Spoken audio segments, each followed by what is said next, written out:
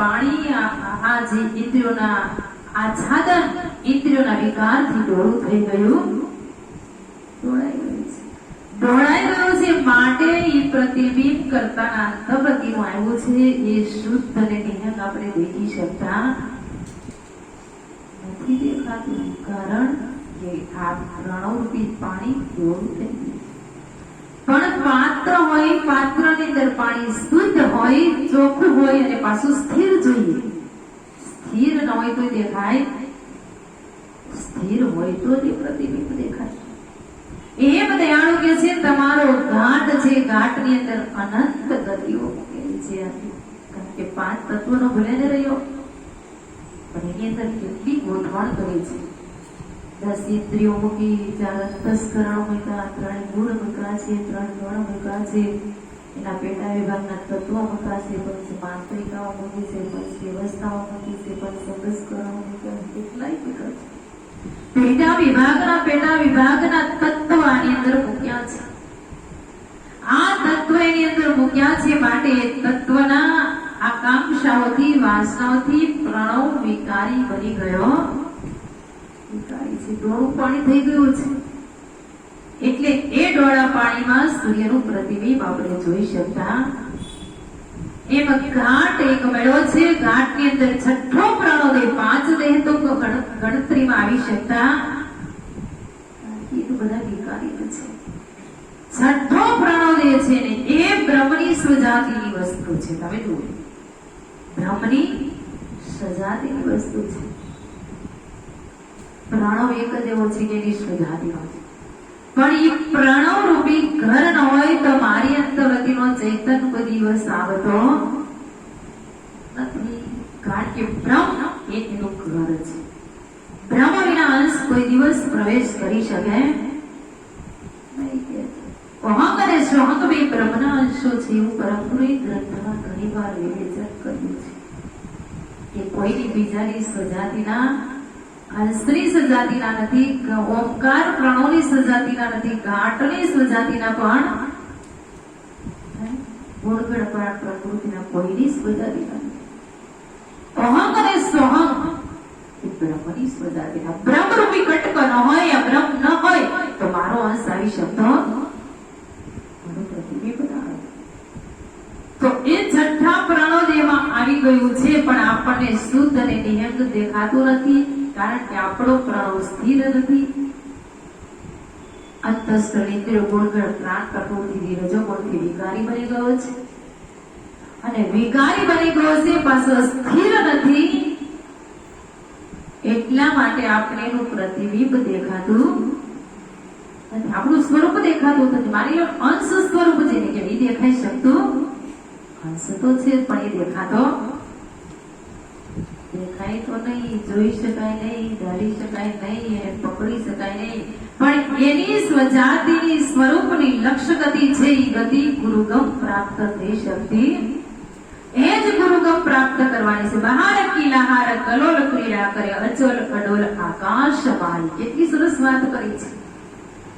બાહ્ય તત્વોને લીધે, વિકારી તત્વોને લીધે અડોલ છે, સ્થિર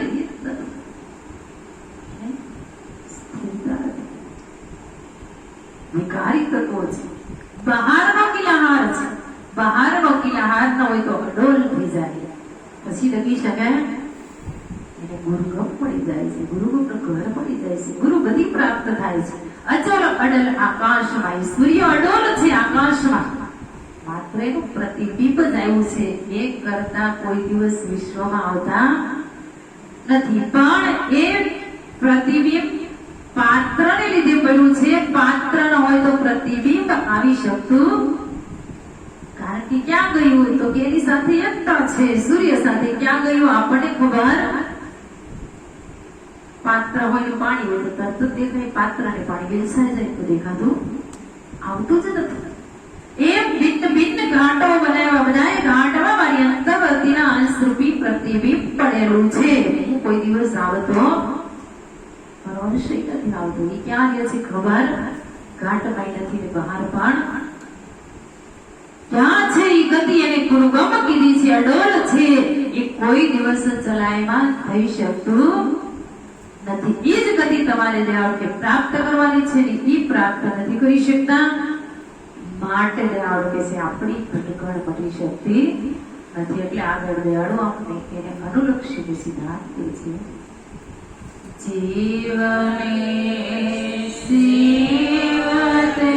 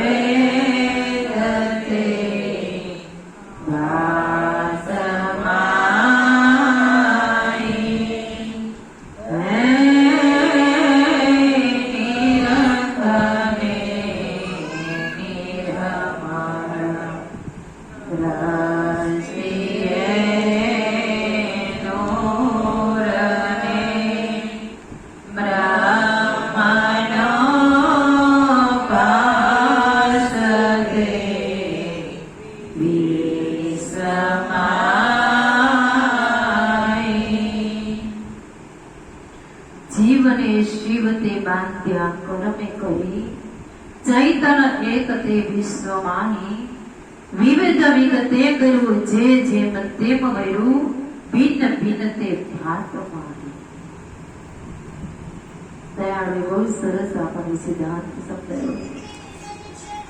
જીવને શિવતે બાંધ્યા કર્મે કરી, અને કર્મનો રેટમાળ પણ નિયંતા એવો બનાવ્યો છે. ભિન્ન ભિન્ન બધાના કર્મ છે ને ભોગવટો પણ બધા કરી જ રહ્યા છે ભિન્ન ભિન્ન ગતિ દ્વારા. તમે જુઓ, કોઈનો કર્મનો ભોગવટો એક સરખો હોઈ શકતો જુદો જુદો છે. અને આપણે બધા પ્રત્યક્ષ માનવ ગાઢથી આપણે નિહાળી રહ્યા છે.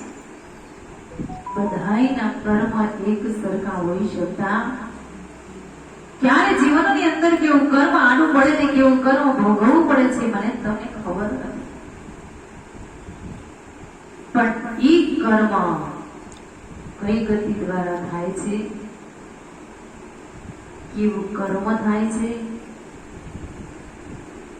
અને ઈ કર્મ ક્યારે ભોગવવું કેવી રીતે પડે છે, ભિન્ન ભિન્નતા બતાવી છે. ઈ કર્મ કોને છોડે ને, મહાપુરુષોને જો ન છોડતા હોય કર્મ, તો આપણે તો સામાન્ય ગતિના અંશ છીએ. કર્મનો માર્ગ એ કયો છે, અવતારી મહાપુરુષોને પણ કર્મનો ભોગવટો ભોગવવો પડ્યો છે. વાલીઓને સુગ્રીવ યુદ્ધ કરતા હતા અને રામે ચારટે ઓઠે સંતાઈ એક જ બાણ જ્યારે કહેવાય છે વાલીને માર્યું. વાલી મહાન યોદ્ધા હતા, વેર એના ભાઈ સાથે હતું, સુગ્રીવ સાથે. અને એક જ બાણ જ્યારે છુપી રીતે માર્યું, છુપી રીતે ન માર્યું અને હાવી સાથે માર્યું તો શું થાય? તો કે વાલી મહાન યોદ્ધા હતો, એને વરદાન હતું એના ગુરુનું કે તારી સામે સાથે કોઈ યુદ્ધ કરવા માટે આવે તેની અડધી શક્તિ તુરંત આવી જશે. એટલે બે યુદ્ધ કરતા હતા. ઝાડને ઓથી સંતાન આકસ્મિક વાલીને છાતીમાં બાણ લાગી ગયું. પછી એને જોયું કે મને બાણ મારનાર છે કોણ? મારો એની તો મારો ભાઈ સુગ્રીવ છે, મને બાણ કોણે માર્યું કે છે? જ્યારે જોવે છે ત્યાં તો રામ હતા. વાલી ત્યાં ઢળી પડ્યો, પણ એને કીધું મળતા મળતા વેરી મારો ભાઈ હતો પણ બાણ તમે માર્યું છે. એક કર્મ થયું છે ને કર્મ થયું છે એટલે કર્મનો બદલો લીધા વિના હું રહીશ? કર્મ તો ભોગવડાવીશ, બદલો લઈશ. અત્યારે ભલે હું વાલીઓ ભીલ બનવું, પણ જાઓ અત્યારે પેલો ત્રેતા યુગ, પેલો દ્વાપર યુગ અને કૃષ્ણ અવતારની અંદર તમે કૃષ્ણ આઠમો અવતાર છે ત્યારે હું વાલીઓ ભીલ બનીશ. ત્યારે મહાન વાલી યોદ્ધા છે અને મારા બાણથી પ્રભુ તમારું મૃત્યુ નક્કી છે. બદલો લીધા વિના કદમના ઝાડ નીચે સુતા છે. વાલ્યો ભીલ એક બાણ મારે છે, 3 પદમ વિધિ રાખે છે. એના 3 પદમ વિધિ નહીં. ઘણા કે હાથની હથેળી, પગની હથેળી આવું બધું કે છે, પણ એ નહીં. 3 પદમ કયા? તો નાભી, ઉપસ્થ અને ગુદા. એક બાણ નાભીની અંદર માર્યું, 3 પદમ વિધિ નહીં. અને કૃષ્ણ અવતાર 8મો અવતાર હતા. પછી અર્જુન બાજુમાં સુતેલા. અર્જુને કીધું કે પ્રભુ તમારી કઈ ઈચ્છા ખરી? એને કીધું કે 8મા અવતારમાં મામા કંસને માર્યો છે, ગોપીઓને લાડ લડાવે છે, એટલું કામ આ અવતારમાં મેં કર્યું છે. રામા અવતારમાં તો રાવણને માર્યો હતો, સીતાજીનો બદલો લીધો, તેનું બદલાવ્યા કૃષ્ણ એક અવતારમાં એક કામ કર્યું છે. અત્યારે મેં ગોપીઓને લાડ લડાવ્યા. 1108 ગોપીઓ હતી. તો બધી ગોપીઓને મને એમ લાગે છે કે છેલ્લી અંત વેળામાં એને મળવું છે.